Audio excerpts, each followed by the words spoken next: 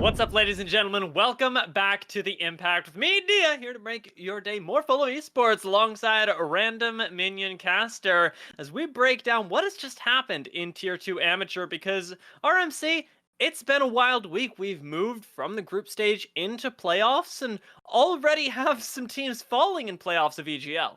Yeah, already big surprises coming through. And this week was a little bit chaotic because it is the end of the group stages as well as the first stage quarterfinals. So we do have the playoff bracket for you on screen here. But starting with the end of the groups, the teams that made it to the quarterfinals here, a little bit surprising. I want to highlight Group D, where we did have a three-way tie between Supernova, Dignitas Mirage, and AOE Randoms, which kind of got affected by a last second rule change from EGL there. I mean, Supernova would have made it into the tiebreaker either way, and maybe would have made it onto quarterfinals, but it did certainly affect Dignitas, Mirage, and AOE Randoms quite a bit. It did, and that's been something that EGL is figuring out, and that we as a tier two scene are sort of dealing with as well. Tournaments don't always run super smoothly, but the fact is that this is what we have at the end, and the playoffs games didn't exactly disappoint. I was actually True. really happy with a lot of them, and I want to take a second to just go through each of them because right now you can see on your screens that we've got Wildcard, we've got 100 Thieves, we've got EG, and we've got AOE represented in the semis. But there were some notable squads knocked out in the quarterfinals alone. Cloud9 going out was a really big surprise to me. A little bit. I mean, if you look at the team they're coming up against, it's a bit less of a surprise. I mean, Yeah. C9 Amateur's been doing really well, but ultimately Wildcard Red is looking for the three-peat, and they've been this dominant for a reason here. I think my biggest surprise was the Zeus AOE game where Zeus got knocked out by AOE Yeah. here. And it's games with AoE that come out on top of really big name teams are always surprising to me because I never know which AoE to expect, right? And this is something that's consistent across both teams with both AoE and AoE randoms, Mhm. where I go into it knowing that they have a really high ceiling, and I would say their high ceiling can compete with the best of the best across amateur.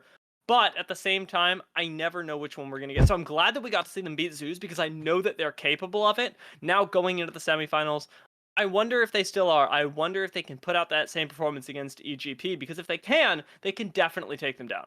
Yeah, no, definitely here. I mean, their ceiling, as you said, is very, very high. And I had them top four initially here. It's only been, kind of the whole Risen Champions League was where they really struggled quite a bit there, but they've been looking a lot better, particularly this week here. So I have high hopes, but also a lot of fear for them. Briefly to touch on 100 Thieves Knicks versus Supernova, that was rather one sided. 100 Thieves did kind of speed run that one. But TSM Amateur versus EG Prodigies, that was a bit of a Don't talk to me about that series. I don't even. I actually like the more that we can avoid it, the better. Because I was watching that, and it did feel. I think you were sort of pointing towards this, just like a really disjointed series. I'm not sure what happened. Maybe it's just that's what it looks like when the best go up against each other. But it didn't feel like that at home. Yeah, a little awkward in somehow in how some of the plays went, but it was a fairly competitive series, and Oh yeah. at least individually, there were some really good mechanics displayed by the players. Yeah, and I'm actually going to bring this back and talk about them a little bit later, but just to solidify, if you had to go back and recommend one match to watch from this past week, I want to know what your recommendation would be. I would recommend AOE Zoos if they had a stream. In the absence of that, I would recommend watching AOE versus Maryville because that was another bit of an upset that did catch some people by surprise, and to me, that does show the some of the highs that AOE is capable of. If they play that way, I can see them beating EG Prodigies.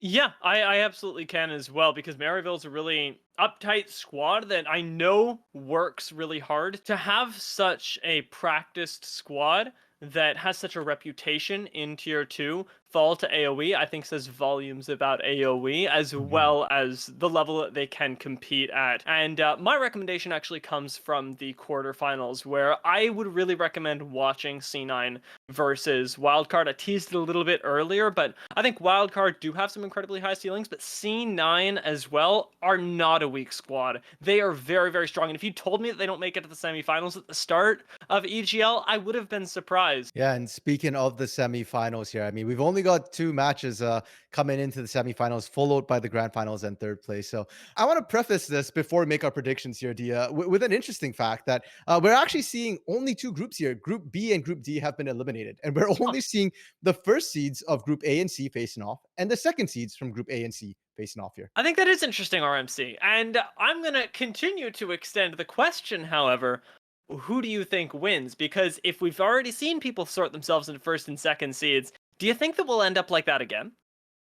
Ooh, I mean, considering it's the first seeds going head to head and the second seeds going head to head, all I can say is there's guaranteed one first seed and one second seed going to finals. That said, I think wildcard Red win this 2-0 and advance to finals. Ah, EG Prodigies versus AOE. This is a really tough one here because AOE's been so inconsistent, and I am honestly scared to bet on them once again. But you know what?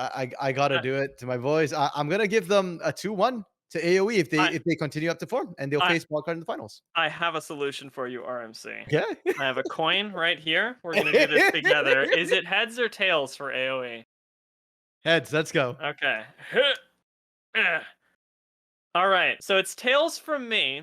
So I'm gonna go with an EGP win, and I think that this might actually be the most accurate way of trying to collect data here. We got 1 for 1. I will agree with you on one thing, though, RMC. I do think that Wildcard are gonna take their series cleanly. Watching their series against Cloud9, just for starters, I felt like there was no hope. I didn't see the comeback, and there are some incredibly talented players on 100 Thieves Next, but I don't know if they can compete with the dominant strategy that Wildcard has presented, and whether they can find sort of their own win condition in a strong enough way to counter one of their key players, Arrow, that we'll probably touch on a little bit later. It's been a wild time in Tier 2, and I don't think that it's been wild enough for 100 Thieves to take this.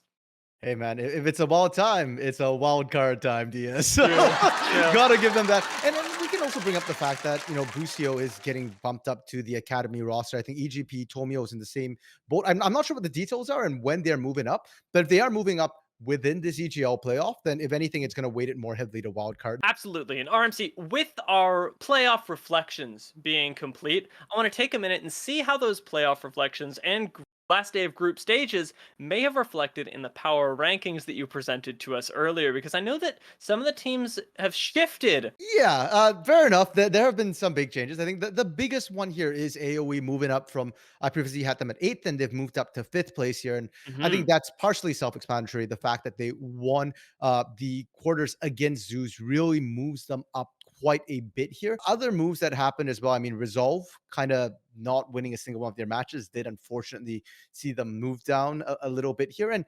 Supernova, the way they 3-0 Dignitas Mirage on Monday here. They beat them not only in the regular group stages, but again in the tiebreaker, had me moving them up a little bit to 10th as well. I'm surprised, one, that OQ hasn't been ranked a little bit higher, especially considering where Resolve has moved to. And two, I'm surprised that 100 Thieves Next is under TSM and AoE, given where the playoffs are right now. I understand where you're coming from. And Mm, for Resolve, I guess part of it is still I'm just holding on to their past glories, perhaps a little bit more that's than fair. I should. And I do need to see OQ perform against other teams besides a failing Resolve right now. 100 Thieves Next, now that's a bit of a trickier situation because that's partially based on who they played in the quarterfinals. And no knock to Supernova, but I don't think the game between Supernova and 100 Thieves was quite comparable to EG Prodigies and TSM Amateur. And That's like true. we had That's said true. before, TSM AM versus EGP, like it looked a little bit awkward and disjointed, but it might just be because the skill levels between the two teams were close enough to make it look that way here. You know what? That makes sense. And you alluded a little bit to it, but I know that you've captured some clips of some shenanigans going down this week to share with us all on the Act one more time. I'm a big fan of it, so why don't you take a second and break down what the craziest moments of this week were? Okay, yeah, we definitely got some nutty plays this week. And our first one comes from the Supernova versus Dignitas Mirage tiebreaker here. And as we get the clip rolling down, it looks like, a standard Herald. Take Dignitas Mirage is there. Supernova is not even trying to attempt anything. So Herald goes down, right? Yeah. Herald Yeah. went down, right? It How did. did Supernova get it? Wait a minute. What? I saw purple on the screen and I was like, it makes total sense, but Lilia stealing that there simply doesn't. How do you even how does that go through the minion wave? This was captured on 3 different streams. Supernova stream had it. This is from Kangas' stream, and it's the only one that actually caught the throw seed hitting. And Maddie has it on his own personal stream as well. And he throws it blind from Dragon all the way across mid lane, Oh my dodges the scuttle god. to hit the Herald. It was an Oh. amazing, impossible play. Oh my god, like how incredibly tilted are you after this actually? 7 HP. Yep. It's I'm in so much pain, RMC. How is this the first clip? What else happened? Well, okay, this is the first clip because as cool and as crazy as it was, it didn't affect the overall thing too much. Our second clip comes from Maryville versus AOE, and I said this is my series to watch since the Zeus game wasn't present here. And watch sketch streams. If you turned off all the nameplates and tell me which teams were playing, I would have thought this was Arrows Aphelios, because how often do you get this beautiful and engaged from your AD carry? The Moonlight Vigil catching 3 caught Maryville completely off guard. You can see Odd Orange was just kind of like, oh, Yes. I've got to go now. But it's too late. The fight was won just off that one Moonlight Visual. Oh yeah, I seeing that connect onto 3 people, that is a thick gravitum right there. In this clip, I was actually looking at XU, who proved himself as an MVP many times during the series. This was a big one with a great kick onto Winston. He lands him on top of Arrow, letting the bomb land. I mean, XU was lining up not just himself, but for all of his team as well. Yeah, and that kick looked like it kind of stopped the second take of Moonfall as well. And Mhm. you know what? I feel like if any time you can find Arrow, regardless how you do it, it's already a big enough deal to be able to do that with his own teammate. Definitely MVP worthy. It's actually so crazy. And Daption was playing out of his mind here as well. He isolates Daption. There's just Mhm. so much value that XU was getting out of all of his cooldowns at any given point during this game, during this series, that I had to hand it over to him, despite the fact that Cloud9 did ultimately lose the series. But in this clip, we actually had a nomination for MVP that did end up getting to win the series. And that's a nice story for everyone. Busio on the Tom Kench didn't just happen to win the series either. He played a big part in it. Right here was the moment where I went, oh, Tom Kench is ridiculous and Busio's ridiculous, cutting off 2 huge carries. Yeah, and the fact that Young wasn't even there to start as well. So that was a 4v5, and Busio just zero hesitation walks in there. It's just new Tom Kench things, I guess. He's just so tanky. The gray health, it's just too OP. It's a Lucian and a Camille, and he just walks it off.